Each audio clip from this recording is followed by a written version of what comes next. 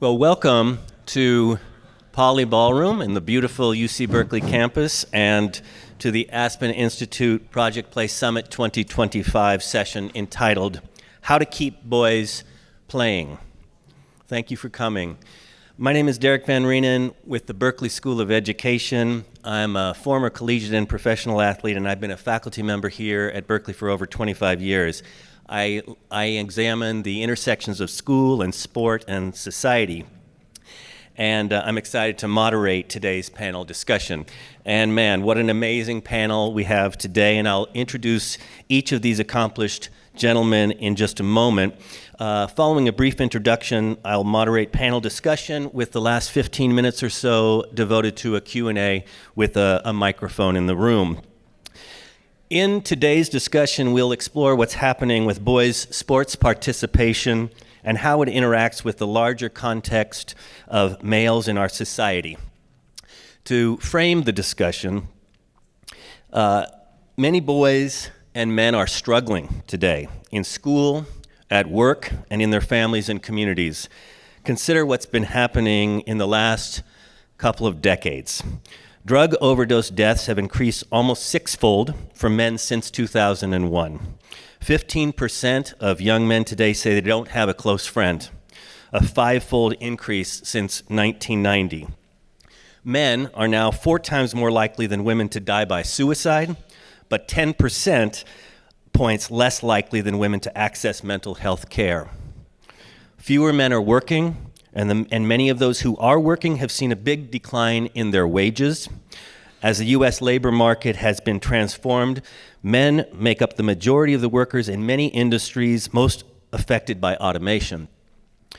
Girls have overtaken boys by nearly every metric in educational outcomes, a reverse from many decades ago. This includes reading level, high school grades, and bachelor's degrees. College enrollment rates for boys have not increased since 1984. And the gap in life expectancy for men compared to women has widened from 5 to 6 years. Men have a higher mortality rate in 13 of the 15 leading causes of death. And sports are not immune from these issues affecting boys and males, even though President Teddy Roosevelt introduced school-based sports over a century ago to help mostly boys become healthy and productive citizens of the United States. In 2013, half of boys aged 6 to 17 participated regularly in sports, according to data from the Sports and Fitness Industry Association that the Aspen tracks annually. Only 41% of boys played in 2023. Boys' participation has resided at 41% or lower for 8 straight years now. Boys still play at a higher rate than girls, whose participation has gradually risen, but data suggests something has happened to boys in sports, and the numbers beg several questions that we want to try to get at today in our discussion. Is this part of a larger growing crisis for males? What's causing the decline for sports participation among boys? What do sports leaders need to do to address this and help more boys enjoy the physical, social, emotional, and academic benefits that come from playing sports? While we don't have all the answers to why this is happening, we'll explore these questions and more with our panel. And now let me introduce our esteemed panel. In the middle is Richard Reeves. He is the founding president of the American Institute for Boys and Men. Previously, he was a senior fellow at the Brookings Institute, focusing on policies related to economic inequality, racial justice, social mobility, and boys and men. Richard is the author of several books, including Of Boys and Men, Why the Modern Male is Struggling, Why It Matters, and What to Do About It. On the far end, Antonio Davis is CEO and president of the National Basketball Retired Players Association and sits on the national board of the Positive Coaching Alliance. Prior to leading the NBARPA, Antonio played 13 seasons in the NBA, headed the National Basketball Players Association, and was CEO of Fist Logistics. To my immediate right is Larry Miller. He's the chairman of the Jordan Brand Advisory Board, a division of Nike. Prior to joining the Jordan Brand, Larry served as president and alternate governor of the NBA's Portland Trail Blazers. His memoir, Jump, My Secret Journey from the Streets to the Boardroom, was published in 2022. Before we begin to discuss boys and sports participation, I'd like to start with a sociological question for each of you to consider. Why do you think young men are struggling in so many ways in society these days? And please, whoever feels inclined to answer that first, I'd love to hear about that. I guess I'm appointed to go first. Good afternoon, everyone. It's interesting that as I kind of move around and watch a lot of youth basketball and coach youth basketball, I feel that there's just kind of this pressure. If you're not the best, if you are not going to succeed, then why even try, right? And I think there's a lot of layers to why that happens. Parents, the way that it is today with social media and all those different things. And I think a lot of our young men are getting turned off very early by, I guess, the system, right? I know here in Oakland, as part of our equity coalition for sports, we talk a lot about just this thing that happened when we were young that's not happening now. Early on in school, we were taught to kind of get our bodies moving, get dressed for PE, and all this different stuff. And then as you went on, you were introduced to sport, and then you were introduced to the competition of sport. And now, starting early, I don't know if they're even being taught to just move their bodies and have fun. And then when it comes to the competition part, again, if they're not the best, and all the pressure that's being put on them by their team and their parents and their this, I just think they're opting to do all the other stuff that's kind of pulling and tugging on them, whether it's playing video games or just kind of hanging out or doing other things. I think they're just being kind of turned off.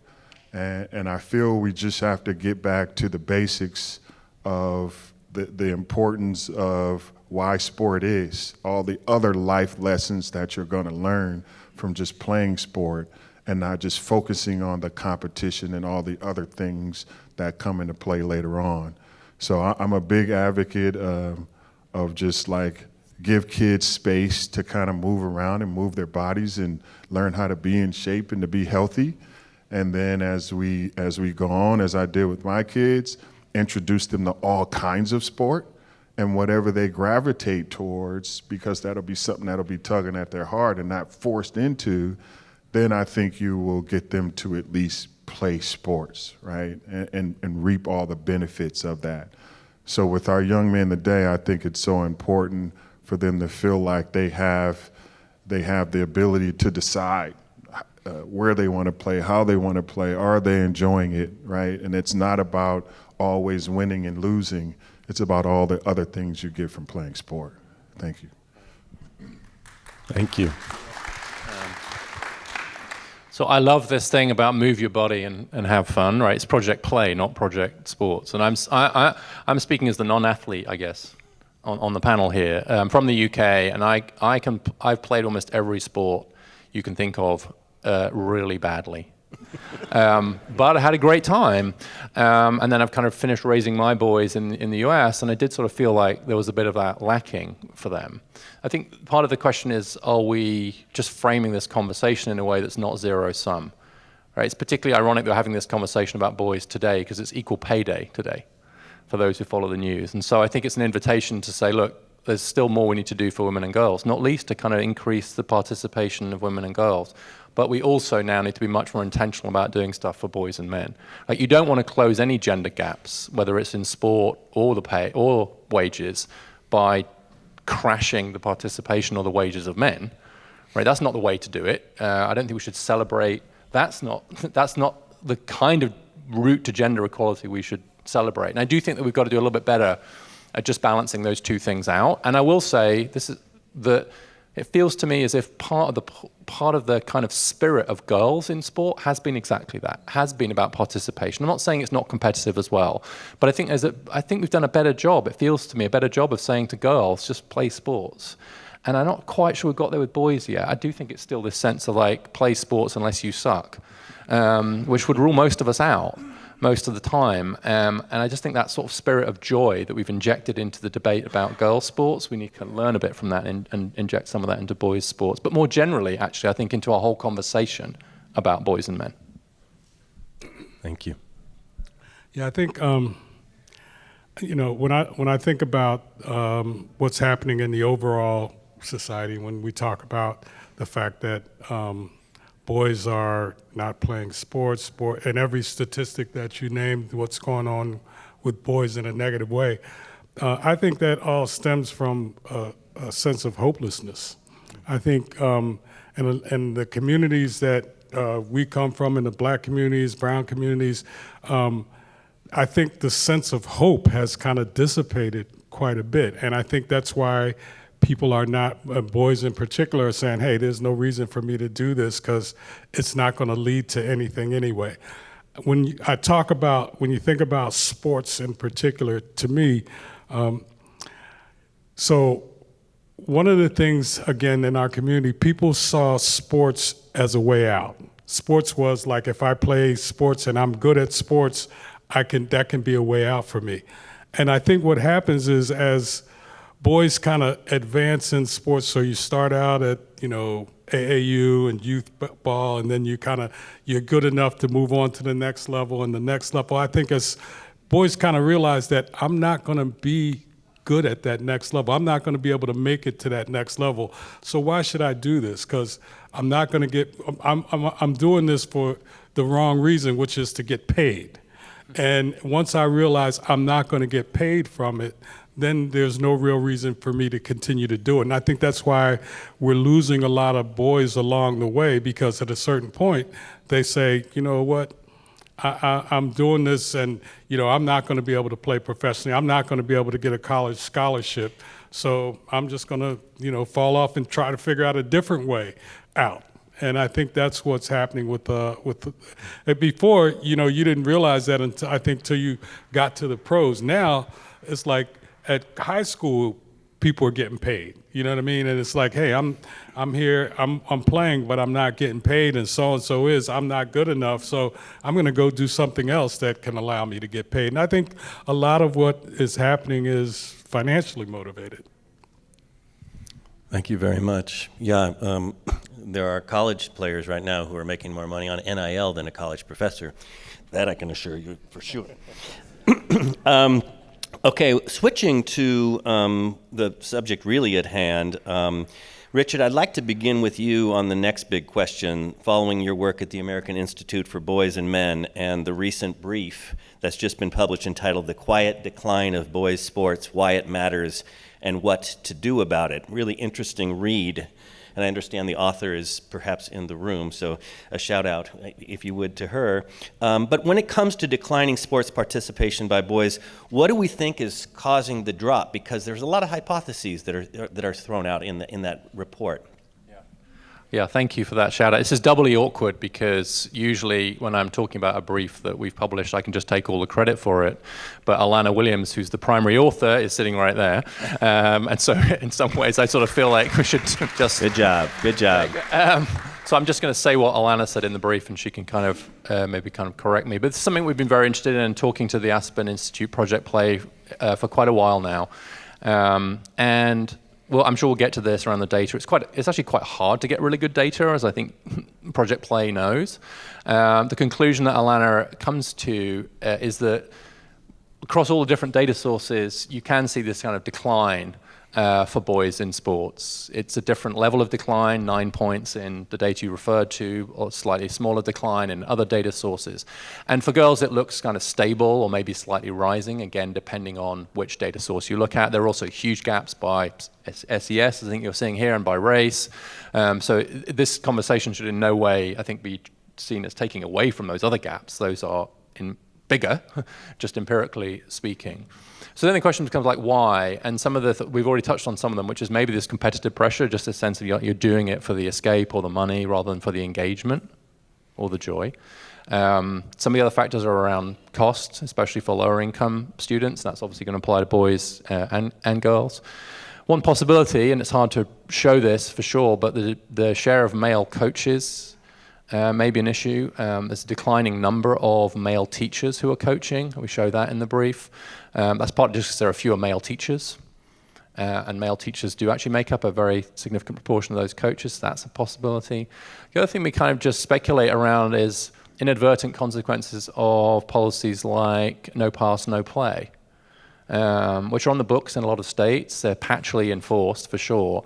But given that like boys make up the majority of the kids with lower grades, if you have a grade barrier to playing sport, then you've just baked in a policy that's going to significantly affect boys more than girls, just because that's where their grades are. And I'm not suggesting that obviously wasn't the point of it, but I think there are all kinds of inadvertent consequences of policy we might have. And I think the last thing is just maybe just kind of less space, less time in the curriculum for the kind of just, playing and having fun thing, which again is bad for girls and boys, but it's probably particularly bad for boys.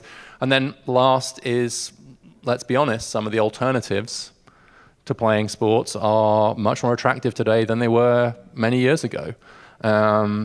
So video gaming is the most obvious, which is, that's an incredibly attractive and fun thing. And it may bring to boys some of the things that sports has historically brought to them, physical sports has brought to them, connection, some of that competition stuff, fun, etc. And so I think we have to be honest about the fact that there's a kind of different world now where you can play Rainbow Six Siege at 4 p.m. rather than just sit there wondering why you're not playing soccer or football. Thank you so much. One of the interesting hypotheses that comes out in that report too, and I would love Larry or Antonio to talk about this too, is shifting ideas within the larger culture of what it means to be a man or how to become a man. That maybe sports isn't the route that it once was, that it's not, that was such a sort of a masculine validating experience in the past, and now maybe it's not. Trying to my elder. When we talk about coaching, I think Larry spoke on it earlier about, this thing of, let me back up. So I was raised by my mom. My dad was actually killed when I was in high school, passed away, and I then in some ways had this thing about me that I had to be the provider, right? And so it in some ways it motivated me that I didn't care what anybody said or what anybody did. My focus was that, and it was bigger than anything I felt or was going on at the time. Call me crazy, call me whatever, but I had opportunities because I had men around me, I had a safe space, I had all this other stuff. And I had to learn in so many different ways what that looked like from so many different men. And luckily, my grandma kind of taught me, okay, this is what it looks like, this is what it doesn't look like, this is what's good and this is what's bad. So I had that, and I don't think today that there is enough of just the basic stuff either coming from home or society or whatever the case may be. I'm going to keep saying we need to get back to the basics because, again, just because I play sports, I'm a professional athlete, whatever, doesn't make me a role model, right? I think what makes us a role model is men raising their families and taking on responsibility, accountability for all these different things. And I hate the fact that if we play sport or we do this and we go on and we don't make it, we feel like a failure, right? Like whether you are a young man or a growing man, we have to learn how to to take this stance that no matter what society says, no matter the outcome, if I'm doing the things that I'm supposed to do, being a contributor to my community, taking responsibility if I have kids, doing the things that I'm supposed to do, that's what a man is supposed to be. Society shouldn't define that. Sports shouldn't define that. And we have to find ways to let our kids know that it's okay. Like, really, the average kid, right, is going to hopefully, graduate from high school, go off to college, hopefully, if he or she is lucky, and then go on to get a job and be, again, a contributor to society and their community. And I think through social media and everything else, we've raised that bar so high to say that if you don't get here, then you've kind of failed. You're not a man. You're not a this and you're not a that. If you can't get on social media and pop your collar with your chain and your car and your this, then you're not a man, at least from some cultures, right? So I want to be very clear in that it comes from all of us in the picture we paint about just doing the normal thing and how that's a good thing. It's not bad to just say, hey, I got a job, I'm making good money, I'm taking care of my kids, I got a ride that can get me from A to B. Like, that's good. That's good. We don't have to have the best car and the biggest house and a pocket full of money in order to be what we quote unquote call man or not man. So I got a 12-year-old grandson, and he laughs at me, but he plays football, and I went to go watch him, and they consider him to be a lineman, and they let him play as a quarterback, right? And he got the ball a couple steps and got tackled, but I was so excited, like I'm running out on the field like you swear he scored a touchdown, right? And not sure why I did it, but I needed him to understand the fact that he did something should be celebrated. The fact that he was out there and he was engaged and he got up and he was smiling and having fun, like, make that the normal. Not being a champion, not being all these other stuff is the norm. Because a lot of times, as we know, we're playing down here, everybody can play, and as competition goes up, that triangle, that cream of the crop is only so many guys, only so many girls. So I think we have to do a better job of just normalizing what is, man, not man, success and not success, from my perspective. Yeah, You're here. I agree 100% with Antonio, and I think, to me, we need to figure out more ways to highlight the people he's talking about, the people who, they go to work every day, they take care of their families, they give back to their communities. We don't highlight those kind of folks. We don't tell stories about them. We promote the bling and that's what these kids aspire to. And if they don't feel like they can achieve that, then they feel like they're a failure. But I think we need to somehow start to tell more stories and to be, promoting more the people who are just doing what they do every day on a day-to-day basis, highlighting that is what a man is. You know what I mean? That's what a man is. And I think, again, the more we can figure out ways to highlight that, to talk about the folks that Antonio's talking about who are, just doing what they do every day and taking care of the things that they take care of, making sure that we highlight the fact that that's what a man does. And I think the more we can do that, the better. Well, this idea that you're showing it rather than telling it, I think that's the thing, right? Kids believe their eyes much more than they believe their ears, right? You're talking about, like, you're not telling them, you're showing them, and which is why I think the decline in the share of male teachers and coaches is such a huge problem, because they're going to go online and find someone who tells them how to be a man, but then the best antidote to that is someone showing them. And you just sparked a memory for me. I haven't thought about this for a long time. As I mentioned, I played a lot of sports, and I genuinely was pretty bad at all of them. But I played rugby, and I do remember once I managed to break through the line. I was running to the end of the pitch to score a try, and I was probably about 12. And then I looked across, and I realized someone was matching me along the sideline, screaming. And it was my father. I was so excited that he was literally running along the side of the pitch with me. I'd completely forgotten about that. It was amazing. I think he was more excited than I was. Before we move on to some of the statistics up on the screen, one other hypothesis, and Rich, I'm going to come back to you on this, that because obviously I'm in a school of education and lots is happening in education currently, one of the hypotheses is the rise of charter schools, that it may impact boys' participation because charter schools are less likely to have the facilities and or even teams. And I also think about what you said earlier about it's called the Play Summit and not the Sports Summit, and the demise of physical education. I can't even think when I grew up, if I didn't have PE, I would have climbed the walls. I just can't even imagine being in a school and not being able to go outside and run around. So a couple of these developments that have happened in the schools seem to also maybe be contributing to this. And I just wonder, Richard, if you had any thoughts.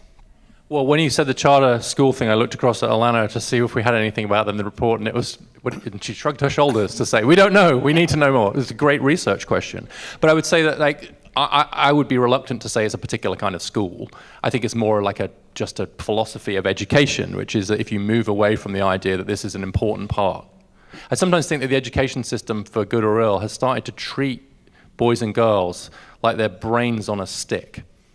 Right? It's their brains that matters, and right, rather than flesh and blood embodied creatures. I think that affects what we feed them, the food that we put there. I think it affects the physical environment that we put them in. I think it affects PE. We just kind of forget these are bodies, right? These are flesh and blood, and move them around. And so I think it is plausible, I wouldn't say any more strongly than that the decline in PE and opportunities to move around is bad, period, but will be especially bad for boys. If you believe that on the average it's even more important for boys to move around than it is for girls, which I think on the average is true. But what's nice about that is it's good for everybody, right? It might be particularly beneficial for boys, but it will also benefit girls if we build more of that in. And what's interesting is that a bunch of schools are starting to do that now. There was a piece in Ed Week recently that was covered about some private schools who are actually starting early and having that PE before the kids get there and the boys are turning up and it's a boys' school, so they're kind of running around. And so I don't think it's about whether it's a public or a charter or a private school. I think it's more about the educational philosophy that lies behind it. Thank you. That's really helpful. Shifting a little bit, the data collected by the Aspen Institute shows that boys' participation has declined the most dramatically in Black communities. As noted in the State of Play 2024 report authored by Aspen Institute's John Sullivan, who is, I think, in the room. John, kudos to that. Good job. Only 35% of Black youth ages 6 to 17 regularly played sports in 2023, down from 45% in 2013 when Black children played at a higher rate than white children. Now, white, Hispanic, and Asian children all play sports more frequently than Black youth. What do you think is happening among Black males that's impacting participation in particular? And let's start with Antonio. Wow. I think we've been telling that story all along. It's a way out of my situation. I have to now take on this burden as a young man. All these different things are contributing to that in a lot of different ways. And it's unfortunate that it's happening, but if you look at the other, I guess, races, as we'll call them, or communities, those communities just started with, like I said, the basic education of moving your body and being healthy and all of that. I was fortunate enough so that my kids can just go enjoy the game and just play. There was no pressure, right? They started playing sports in Toronto, in Canada, right? I thought they were crazy. They were snowboarding and all this other stuff that I had no idea what it was. But what I realized is they enjoyed it and they wanted to do it, so I was gonna let them do it. I wasn't gonna force them to do what I felt they should be doing. So I think that pressure, I think whether it's school, whether it's parents, whether it's just having other alternatives to actually playing the sport, is the reason why. At the end of the day, it's happening. And if you take me, myself, if you would have taken sport away from me, where would I be today? That's a scary, scary feeling for me. And I don't know what a 6'9" skinny kid would have been doing, but it wouldn't have been pretty, right? if I didn't have basketball, it just would not have been a pretty thing, because, you know, growing up here in Oakland, California during those times, I could have done a lot of other things that would not have turned up me being the way that I am today. So we have to decide, you know, one way or another. Obviously there's policy, there's, you know, economics, there's all these other things, but we have to slowly get back to this place where, again, our young men, especially our young black men, are playing sport because they're having fun and the camaraderie and all that. Because, you know, even for me now in this position as director of a Retired Players Association, as guys are transitioning out, you ask them what they miss the most, the first thing they say is camaraderie. I just miss being around my guys, right? And then the second thing is competition, right? Being with my guys and doing something together against another group of guys, right? So if they are missing out on that, and our little black and brown boys don't have that, especially with all the energy that they have pent up inside of them now, you're only gonna get all the statistics that we're having now, right? Suicide, depression, and all these other things. And I just think, you know, I feel for them in a lot of different ways. And again, that's why I joined Positive Coaching Alliance, because like you said, I think we need, you know, more males volunteering and teaching them how to coach, to create a safe space for kids to come out and do their thing. It's why I, you know, joined the Sports Equity Coalition here in Oakland, so we can start dealing with some of those barriers that will not allow our kids to play. And a lot of it, sometimes it's just the community that you're in. There's so many things going on in the community. I volunteered to coach over here at the College of Alameda Junior College, and we quickly realized that some of the young men that were coming in, they hadn't eaten, right? Like they had kids and they didn't know how they were gonna get their kids to school, or a lot of young men didn't have cell phones. So, you know, as we started the season, we had to do a lot of work around that. Like forget basketball. Like, we got to go figure out what's going on at home. We need them to show up healthy and happy and ready to go with a bunch of energy. We had to do a lot of work, and it just blew me away that that's where we had to start.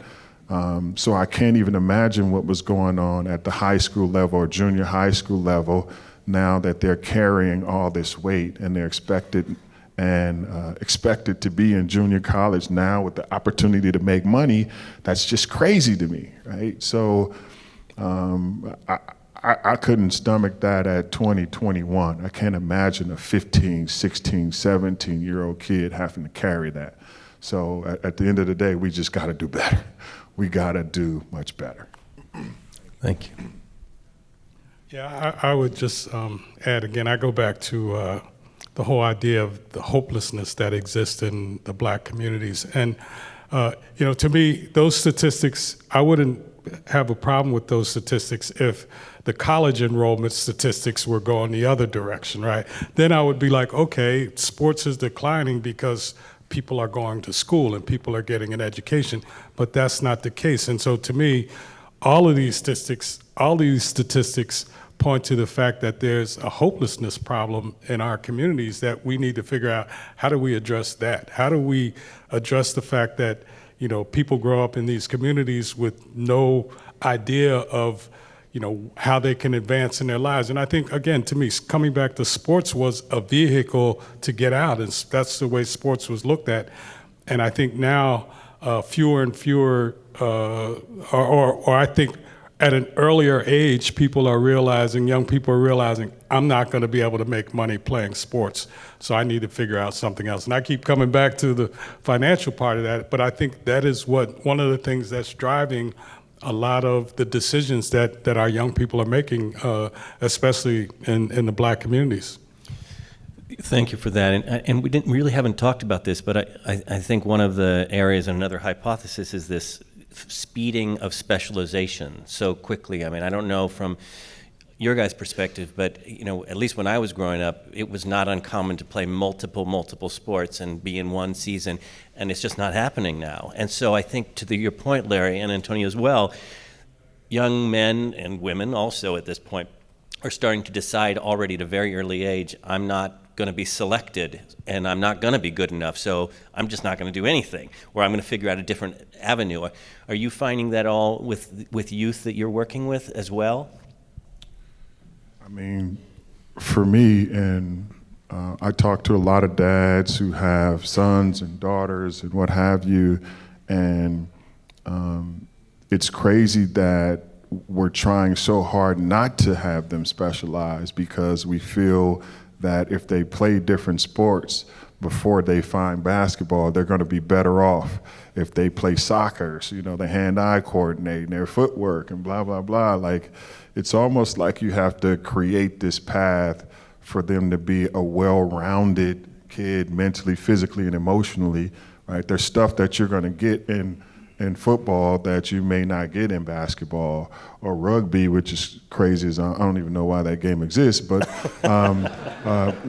there's different things that you're going to get from different sports, and the specialization, it's crazy too, because even more the kind of pay to play part is crazy, but I think we've just gotten to this place where, and I'll blame it on, the danglers of the money, right?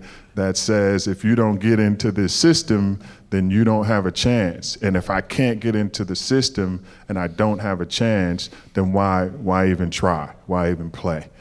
So I think that it's going to take a lot of work, but obviously with these types of summit and us going back and having some different thoughts about the way we carry on, the way we run our programs, the way we do things, I think we'll continuously hopefully change that number so that we do see our young men kind of playing a lot of different sports.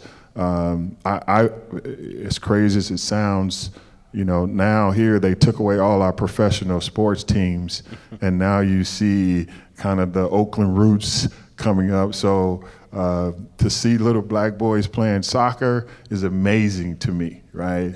Now they can get all this energy out because it's what they're supposed to do. So they run up and down, and they get to do, some things we haven't seen them done.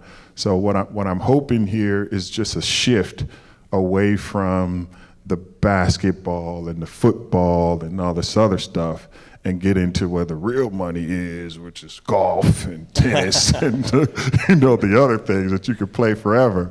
Because basketball is going to wear you out. You got a short lifespan to do your thing, and if you don't do it, it's a wrap. Like my son just turned 30. I told him he was old for basketball. He can just forget it, right? So I'm hoping that we start seeing the shift in our kids, especially our black and brown kids, playing some different sports.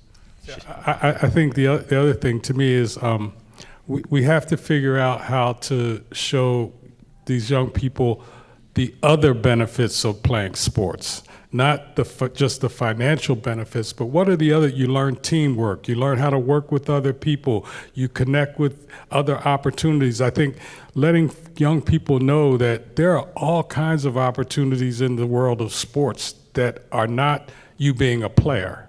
There are all these other job opportunities. I tell people I've got to travel all over the world. I'm able to go to any sports event I want anywhere in the world. I never even came close to being a professional athlete, but my job in sports has allowed me to do that. And I think the more we can convince these young folks that there are other benefits. There are other things that you can learn. There are other things that you can gain by playing sports. It's not just about the fact you can become a professional athlete and make all this money. There are all these other incredible benefits that come from playing sports. And I think we've gotten away from teaching that. We've gotten away from talking about those benefits that young people gain by playing sports.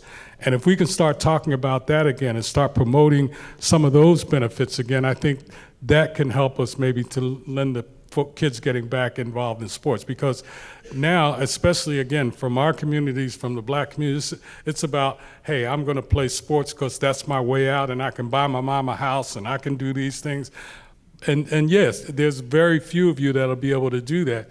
But I think letting kids know that there are other opportunities that come along with being involved in and playing sports other than just you become a professional athlete. I think, again, the teamwork you learn, the working with others, the being able to be part of something that's bigger than yourself, all these things that we can teach these kids, that we can promote with these kids, I think that's one of the ways to kind of maybe get them thinking about getting back involved in sports.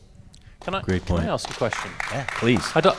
I'd love to ask a question of all of you, because I really struggle with this, coming to this with, from the UK into the US, this role of money and the role of college, right? So the US is unusual, that college is this mediating institution, and then and very unusual in that you can get athletics preferences and scholarships, right? That's one of the big differences between Canada, UK, et cetera, right? It just doesn't make any difference to your chances of getting in, and there's no money, right?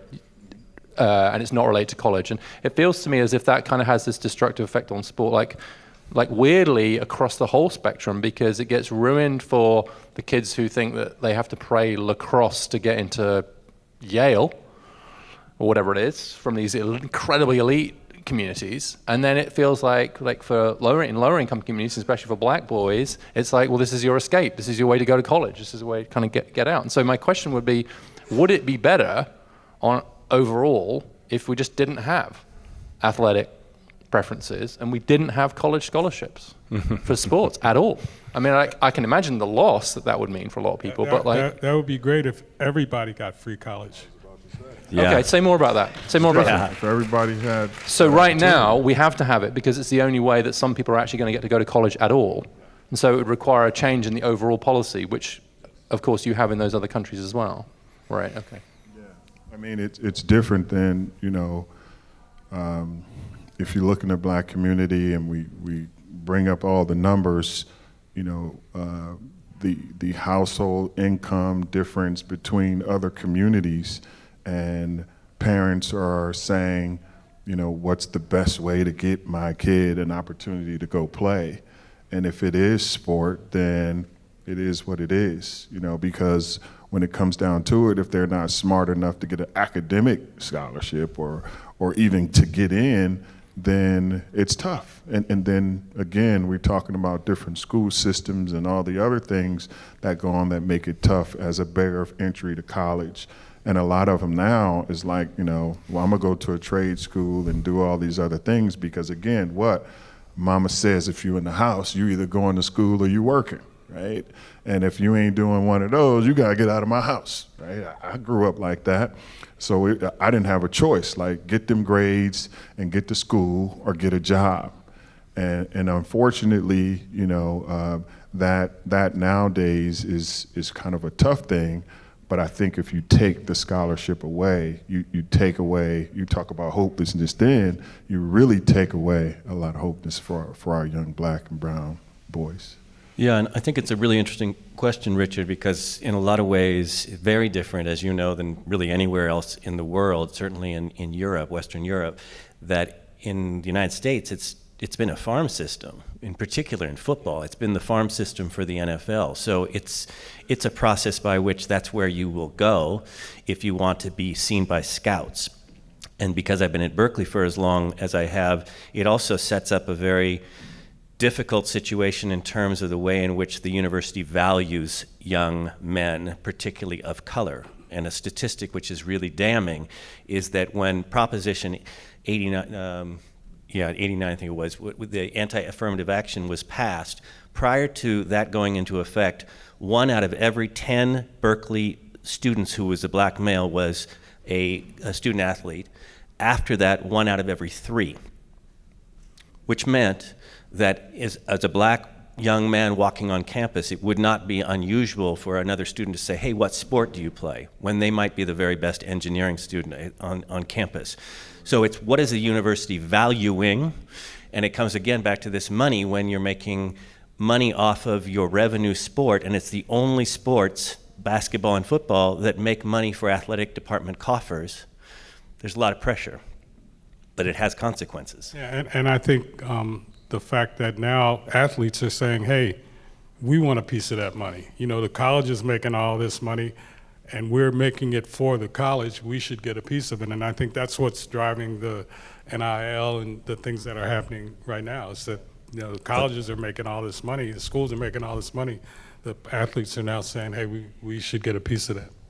And there's other systems. I mean, I know in Europe, you can go from high school to playing professional automatically, whether it's basketball or soccer or what have you, right? And then you can decide if school is something I want to do, or I have the ability to make some money in high school, or whatever that may be. But we still have to keep in mind, you know, the barriers that are in place when we talk about the black and brown community, and be aware of the things that need to change. And I'm open to a different system.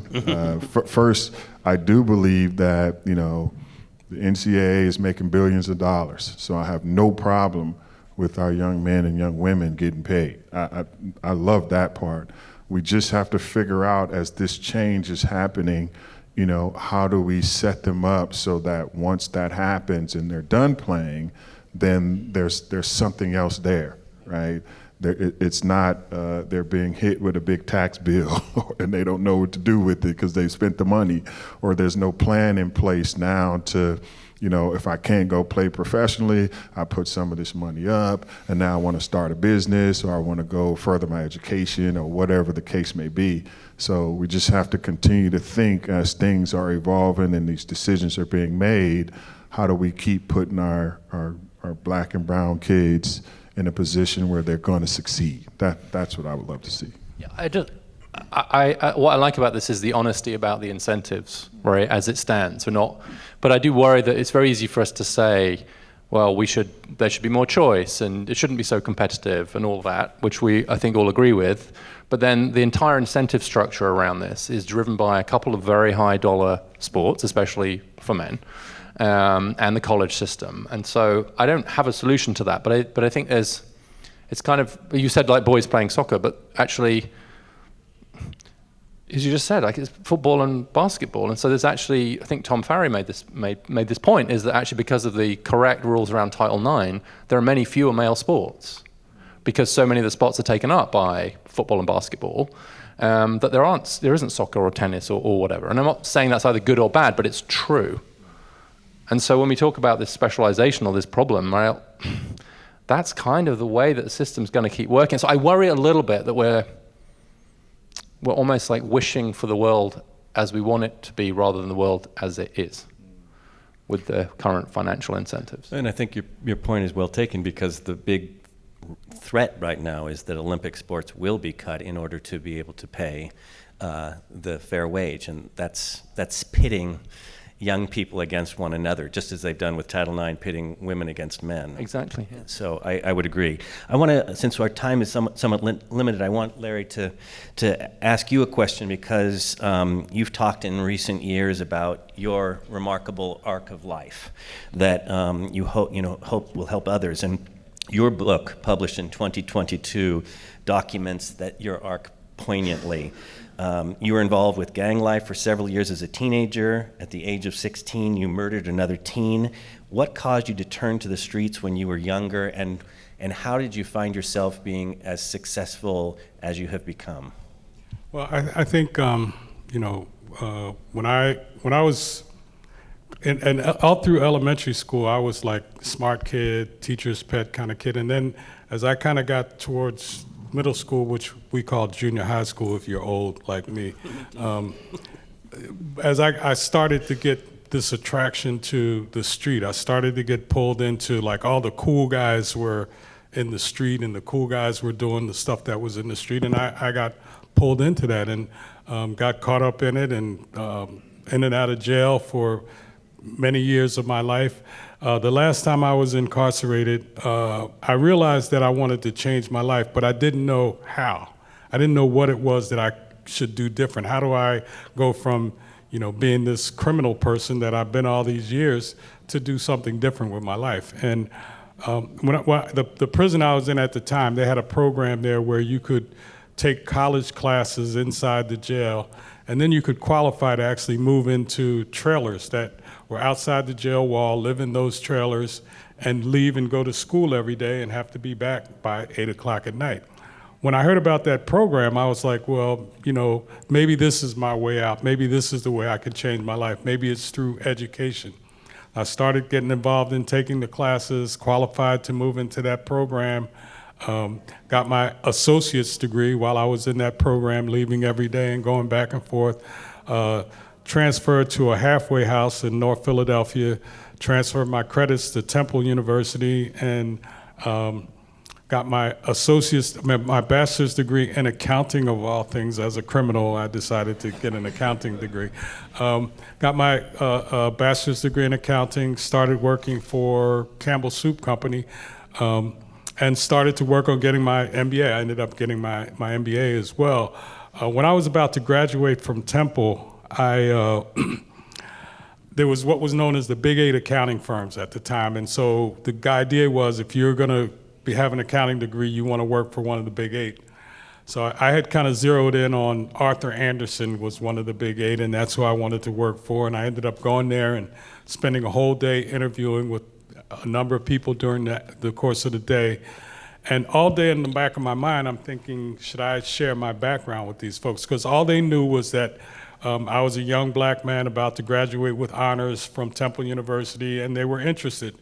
So I go through the whole day, and I'm thinking that finally I get to the last person, who is the hiring manager, and I decide that I'm going to share my story with him. And so I kind of start telling him my background and my story, and as I'm talking to him, I can see his face changing, and not in a good way. And finally I got done, and he said, wow, that's an incredible story. And he pulled an envelope out of his pocket and said, I have an offer letter here that I was all ready to give you, but I can't give it to you now. He said, I wish you the best, but I can't take the risk of hiring you. And at that point, I was really kind of frustrated, because I'm thinking, I put all this effort and energy into doing this, and it's a waste of time, because of my background, I'm never going to get the opportunity to utilize this and exercise it. And so my first thought was just to go back to what I know, but I decided I wasn't going to give up. But I decided I was never going to share the information again. I wouldn't lie about it. I wouldn't deny it if asked, but I wasn't going to volunteer the information. And for 40 years, that's how I built my career. People that I was close to, worked with every day, people I consider family, did not know about my background. MJ had no clue about my background. Phil Knight had no clue about my background. And for 40 years, that's how I built my career. Finally, my oldest daughter, my youngest daughter happens to be sitting here, but my oldest daughter, who she lives in Oakland, she's here a bit. But my oldest daughter pretty much pushed me and convinced me that it made sense to share my story, and that it could motivate and inspire people to say, no matter what you've gone through, you can still overcome it and accomplish things. One of and I'll shut up after this, but one of the best things that came out of this for me was I had an opportunity to meet with the family of the young man that I shot, and to ask for their forgiveness and tell them how remorseful and sorry that I was for what I did. And they, each one of them kind of spoke on how it affected them, but at the end of each one of them speaking, they said, "But I forgive you." And that was extremely powerful for me. And it's, my motivation now is, how can I help and give back to other people so that I can, leave something positive versus leaving the negative that I had left in the past. So it's been amazing since I've shared my story. Nike, the Jordan brand, MJ, Phil Knight, everybody have been extremely supportive. And it's been interesting to me to see how this has been able to impact. And for me, I want to be an example of what is possible, what people can do if they're given an opportunity, what people can do if they want to change their lives and they want to accomplish something in their lives, to be able to provide that opportunity. And I'll finish with this. There's a school that does a commercial, and I don't remember the name of the school, but the line in the school that stuck with me was that in this world, talent is distributed equally, but opportunity is not. And to me, part of our goal and our responsibility is how can we provide more opportunity for people who have the talent, but just don't have the ability to utilize that talent. Wow, thank you for sharing a really powerful story. Thank you so much for sharing that. We're going to go to a Q&A in just one moment, but I did have one more question, and Richard, I wonder if you might take this, especially as I'm a researcher. How important is research to understanding why boys are playing sports less than they once did, and what type of questions or research questions do you think should be asked to better understand so that we can all work together on this? Well, of course, I'm going to say research is hugely important. We're a research institute, and I think I can speak for the research team in Atlanta in saying that it was a little bit frustrating actually to kind of find good data on some of these issues, and even more so around the why. Even if you can get to a kind of sense of like what's going on, like getting to the why, there just isn't high quality research. There hasn't been enough investment in trying to figure out what the kind of mechanisms are that lie behind this. So we're having like great conversations here, but there isn't enough of a commitment to kind of figuring out what lies behind that. And there are various initiatives, some of which are mentioned in the paper, to do more about that, to kind of support that, to put financial support behind that research to figure out, because unless we know the why, we don't know what to do, right? And so I think that's really what's lacking from it. We've got a little bit from Project Play and others now about the trends, but we are still flying almost completely blind. Alana, tell me if you think this is true. We're flying almost completely blind in terms of like figuring out what mechanisms lie behind that. And so the danger then is we've all got our theories, right? We've all got our ideas or our anecdotes, but if you want to persuade policymakers, we need better evidence than that. And right now it's a pretty thin field, to be honest, in terms of the research. Thank you very much. I'd like to open the floor to questions. I believe one of our colleagues is in the room with a microphone. Great. So please raise your hand and he will find you. Thank you. Thank you guys so much. Lawrence Gordon, Charlotte, North Carolina. I run a program in Charlotte that connects South and West Charlotte, a more affluent community versus a not so affluent community, where we focus on social capital and getting kids to connect and play together. And what inspired me to start this company and we serve a little bit over 300 boys every fall, winter, and spring, was Chetty's report around Charlotte being last in economic mobility, meaning if you're born in Charlotte, in West Charlotte, the likelihood of you getting upward mobility is impossible, meaning you're going to always be poor. Here recently, that report, Charlotte has moved up the list. What do you guys see, and do you guys look at that data as it relates to your point? Like if a kid says, hey, I have no hope, like kids in West Charlotte could look up and say, hey, I'm not good in basketball, I'm not good in sport, I have no hope. Are you guys looking at that Chetty report or that data to kind of see the crossover of the lack of participation with hopelessness in major cities across America? And then lastly, how do you feel about the social capital piece of like if I could connect a kid in a hopeless situation with a kid that's a little bit more affluent, you're like almost the sum of your 5 closest friends?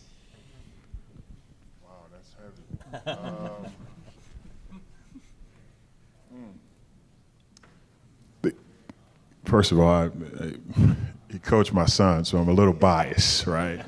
And I believe, as you do the work, it is more important to kind of organically understand what's going on. We talk about gathering the information. These guys have all the data points. And so when we started doing work here in Oakland, the first thing that we did was said, we're going to reach out to people who are day to day having this interaction with our young men and our young women. And I believe, and I did this with my kids, so when we lived in Chicago, and obviously we lived in the suburbs, but I thought it was so important for them to interact with city kids, right? Because they were gonna get this toughness, I would say, that they wouldn't get in the suburbs, just because that's the way it is, right? And so I didn't even know I was doing it, but I felt that it was great for us to take our kids to the city, and then for us to take the city kids to the suburbs, just so that, there was this thing being built where they were going to get, the city kids were going to kind of get to experience something different, and then my suburban little Fresh Prince of Bel-Air was going to get his butt whooped when he went to the city, right? Because I constantly dropped him off at the Y and said, I'll be back. You go in there and you play. And then I peeked my head in and he'd get his butt whooped and he'd be sitting there crying, but I knew eventually he was going to figure it out, right? So I definitely encourage, hey, if we have our kids who have one experience and we can get them another experience, that's obviously going to be a great thing. So I commend you for doing that part. As far as the studies go, to me, it's a tool, obviously, because we don't have a lot of data, but I do think it's so important that we look at it, look at the trends, see it, and just be aware that we need to do something. We need to do something more positive, and we may not know if it's the right thing, but if we see kids changing, then that's going to be the right thing, not the data. So, as it turns out, both Alana and I were involved in that research from Raj's team in Charlotte, so I know the work very well. I've gone through, and I used to work on that issue, I've gone through a little bit of a journey on that sort of data, partly because I do think it can lead to really very negative messaging if you're not careful, which is you can actually the research can actually end up fueling that hopelessness rather than actually drawing attention to the inequities. And I just think that's a really difficult balance. I had a personal experience where I would put up all these charts, very similar to the ones you're talking about, by race, by class, by geography, by family structure, on people's outcomes. And then this young black man came up to me afterwards and he said, all I saw on every single chart was, well, I'm screwed, I'm screwed, I'm screwed, and I'm screwed again. So basically you've just sent me out of this room just saying, well, I'm screwed. And it had a huge, it was we've got to be so careful with that, because it didn't say that. There were lots of people who were doing better than that data, but sometimes in our desire to point out the gaps and the inequities, which is important, we can add to this sense of hopelessness that we're trying to avoid. And I don't know what the right answer is on that, but I worried about reports like that, honestly, because of exactly the message that you think people got, which was like, you can't be upwardly mobile, you're done, right? And I think there's just too much of that sort of deficit framing around a lot of this work, so I worry about that. And I couldn't agree more. And that was one of the reasons that I decided to share my story, because I could have just kind of rode off into the sunset, and a friend of mine was like, man, you were planning to take this story to the grave with you. And I was like, you're right, I was.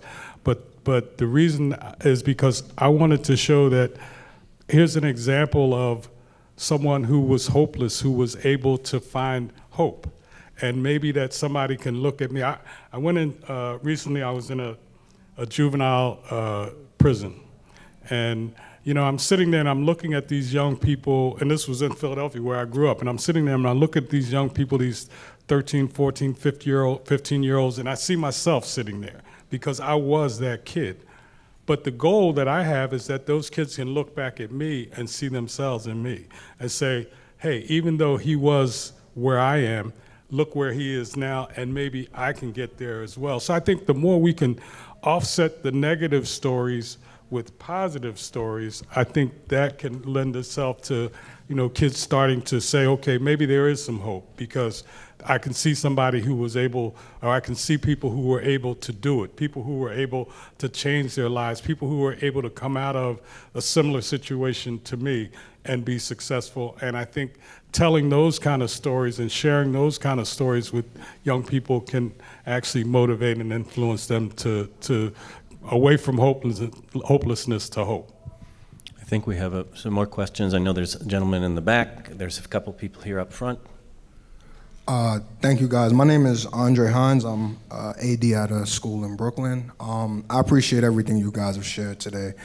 One thing that I've noticed, because I've also done some coaching as well, and I would like to get your take on it, is just boys responding to failure, and how that impacts them participating in sports, and also just like resilience. I think that's something that showed up a lot more. I don't know what the shift was, but I'd like to hear your feedback on just where failure and like responding to failure and kind of being resilient through those times has kind of played into boys and their participation in sports.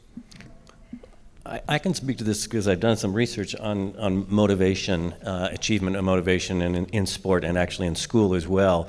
And young men in particular often have a fear of failure. And unfortunately, what it ends up oftentimes translating to is a lack of effort, because it's a protection of your self-worth. If you don't try and you fail, there's a ready excuse. If you try and you try really hard and you still fail, it's devastating. So oftentimes we see young men, both as students as well as athletes, who actually give up so that they can say, yeah, of course I could have been a professional, I could have been an A student, but I got other things to do. So that's one piece of it. I agree, there's a lot of research now on the notion of grit and perseverance, which has some problems in the research itself, but I do think there is a quality. I have a student right now working on this notion of grit. There is a quality that sports does ultimately empower in individuals that does translate to other areas of their lives.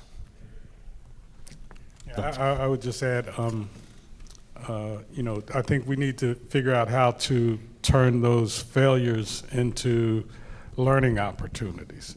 And again, I think if we can get young people to approach a failure as a learning opportunity, that would be the benefit. We were interviewing folks about Michael Jordan one time, and B.J. Armstrong said that, he said Michael Jordan never lost a game. He either won or he learned. And to me, that's, if we can get kids to approach it from that perspective, like, hey, I might not have done what I thought I was going to do, but here's what I learned from that. I like that. Another question? Yeah, thank you. Simeon Hinsey, professor of recreation and sport management at the University of Arkansas. I look at this industry from several different lenses. First, as a youth sport parent, but then also as an educator, as a manager of youth sports programs. So I have a lot of different hats that I wear, and I look at it from different lenses. I have two sons that are both teenagers that play school ball, play travel ball, club ball, and for me, we talk about hope. For me as an adult and parent in this industry, I'm starting to lose hope, because it seems as though we are fighting against a youth sport culture that has gone so far off the rail that it's like, how in the world are we going to get this thing back? Because it's now being led by travel and club sports. And that's really what's leading this industry now. And it's being led by profits, and we have the shoe companies and everybody else that's feeding into it, because the bottom line is they have to make money for their shareholders and everything else. How do we as the parents, we as the leaders, when we know what's happening, how do we continue to have hope that this ship can be put back on course when we see what's continuing to happen? NIL is a whole different beast. Revenue sharing is a different beast. Money is the name of the game now in youth sports. How are we going to shift this culture when so much is being focused on the money aspect of youth sports? How do we, as adults, and everybody in this room, we're here because we have a passion for helping this thing get back on course. How do we keep hope? Good question. I feel it, right? I feel it when you express it, when you talk, and then looking at it at a lot of different angles. You know, I think the biggest thing, and I talk to my grandson about this all the time, is and ask him, like, why is he playing? Like, why are you playing this game? And if we kind of can ask that question and get a reaction, then I think we kind of control, you know, why they're playing and all that. Regardless of what's going on outside of my house and all this other stuff that I can't control, what I can control is his perception, right? So, you know, did you have fun? Did you learn something? You know, I saw you get knocked on your butt. How did that feel? Like all these different things that we want sport to be, we have to fight against it by first getting into the heads of your kids and the teams that you run and all those different things, because that other part is not going anywhere. We just have to learn how to navigate it, right? And we can't let it, you know, take away what we know to be true, which is if our kids do play sports, they're eventually going to be better off than not playing, right? So let's keep, you know, making sure in our homes, on our teams, whether you're the team mom, team dad, whether you're coaching or being a part of that, is just keep tapping into our kids and telling them all the things that they should be getting from sport, and not let this outside world tell them, you know, that they're going to play because they get, you know, this or they get that or they get this. That's kind of my view on it. But other than that, I'm with you. That's why I had to pause. It is, you do feel hopeless when you look at, you know, the scope of thing. I'm so glad my grandson is not playing basketball. And football is just as bad. They get these big old rings and all this other stuff. But again, keep talking to him about, like, man, yeah, you know, you had fun, or I saw this, or I saw that. And I think that'll help them out a lot. I'm going to say something that I don't have any evidence for, and that may be unpopular. Travel sports is the work of the devil. I think that, you know, the pay-for-play model is highly problematic. I think we have to localize for sure. It's interesting, at Berkeley, we were left without because the Pac-12 dissolved, and now we have found a home in the ACC. It's across the country. We're now traveling our kids back and forth across the country. There's also a climate issue here. So there is research that is being done about the way in which travel is actually deleterious to our climate. Yep, question in the back. Thanks for the conversation. Hi, everybody. Cage Leitner. I'm in Portland, Oregon.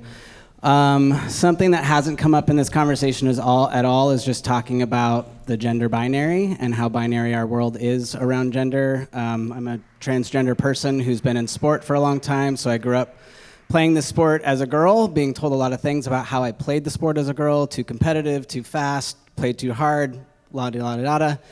And as now an adult trans man in sport, running sport, being a part of trying to unpack how we look at sport through the lens of gender, the bottom line is that young men, whether they are from any particular race or demographic, and it's so much more complicated, as you all have just illuminated when we're talking about race, are not being given the tools to understand emotion and failure and talk about it in a way that is productive and healthy and is a part of masculinity. Patriarchy is the reason for that, at the risk of sounding like a radical feminist. Patriarchy is the system in which we are all operating under, and it is impacting and hurting everyone. It has particularly impacted and hurt women for decades and potentially centuries. And now there is a small sliver of progress that is happening where women in sports are being given the opportunity to be seen. And so now that is creating this fear from our societal messaging that there's not enough for men now. Because men have been given so much in our society through patriarchy, I think there is now this fear that there's not enough and that it is a zero-sum game.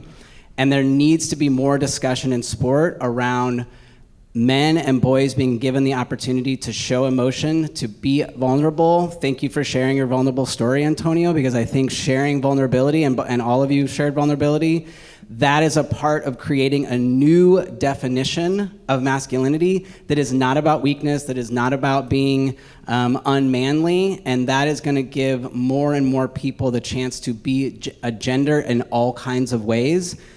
This gender binary is hurting everybody. It is impacting everyone, and I am a rare transgender person to stand up in front of a room of 100+ people. I've done it in front of many other rooms to say, we are here as transgender people in sport, and we see and know solutions. Come talk to us. We understand how to unlock these challenges that are going to impact and help everyone. And I think this research is showing such important information, and we've got to show also where is the gender binary showing up in this and how can we break it apart. Thank you for sharing that. Yeah, thank you. Appreciate it. Yeah, one final question. Thanks. Graham Baylor, I run a grassroots soccer club in Philadelphia. It took a lot of the words out of my mouth in terms of like zero-sum game and wow, I just totally lost my train of thought. No, I'm sorry. I think another big thing that's being discussed, but to put it in a term that's a little simpler, is this idea of just communicating the process is the project. I think we keep talking about that, but somehow we, zero-sum game comes to mind, but we always too highlight the sort of end result as the result. And really, I think everyone in the room is passionate about something. It's the process really that keeps us going. If it's the research and sort of the publication of the thing, the weighed number of hours that you spent doing the research as opposed to the actual publication. Like, we all understand the idea, and to reframe that discussion to our youth to say, look, the learning, the growth potential, Antonio's story about the maybe it's not the nicest car, but that's a stepping stone. Like, we can value all of those progresses, and if we stop putting that as a results-driven end game, I think that is also part of what's being said, but I don't. The process being the project is Thank you so much. And Thanks. we are out of time. I want to thank you all for your insightful questions and answers. I would also really like to thank the panelists for their candor and creativity. I think it was a really fruitful conversation. I'd also like to thank all of you in attendance today and for your animated participation. And finally, on behalf of UC Berkeley and the Berkeley School of Education, I'd like to thank the Aspen Institute for hosting the 2025 Project Place Summit. May our work together here and in the future make the world a better place. Thank you. Thank you. Here, here.